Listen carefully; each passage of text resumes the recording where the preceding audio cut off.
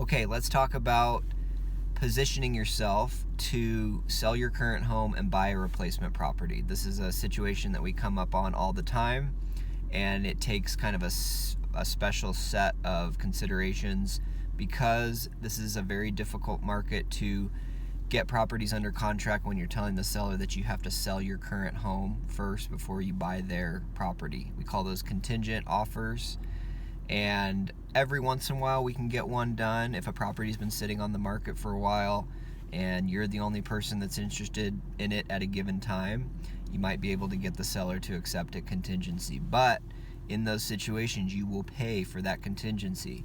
In other words, the seller will make you pay more. Typically you're not going to be able to have as much negotiating power because you have to sell that other house, and that gives the seller a lot of uncertainty, and sellers want certainty. That's the most important thing we're trying to communicate to them when we're trying to buy their home.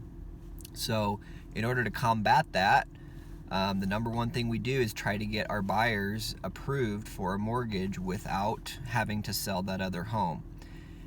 Now, they obviously intend to sell that other home. We'll do everything we can to make it so that they're not carrying both homes at the same time, and we can do that in almost every case. Or they might have to carry both homes for a very short period of time. But we need a mortgage broker to be able to tell us that the buyer is financially capable of purchasing that replacement property without selling their current home. And a lot of people can do that. Usually it's pretty close on the loan to value ratios because obviously 2 mortgage payments is a lot of debt. But a lot of people are able to do it. If they're not able to do it, we encourage them to potentially get a family member to co-sign on that loan, and then a lot of times that'll push them over the edge. A lot of mortgages, mortgages allow low down payment options, and so you don't necessarily have to have a whole bunch of cash on hand in order to buy that replacement property because you haven't sold your other home, so maybe you don't have a lot of liquid assets. So getting that done is very powerful. That allows you to shop just like any other buyer. You don't have to make a contingent offer even though you intend to sell that other home. It gives you that flexibility to be a non-contingent buyer that can close in 30 days. And that's the most important thing that you need to do in order to get those properties under contract. So there are other options. If we can't get a co-signer and you can't afford to carry both homes at the same time, there's a lot of other options that we can do. We can, get your home under contract and then try to get the buyer to agree to a leaseback, which allows you to stay in your home for up to 2 months, usually is the maximum that's allowed. So you can stay in your home and then make that non-contingent offer after that 2-month period.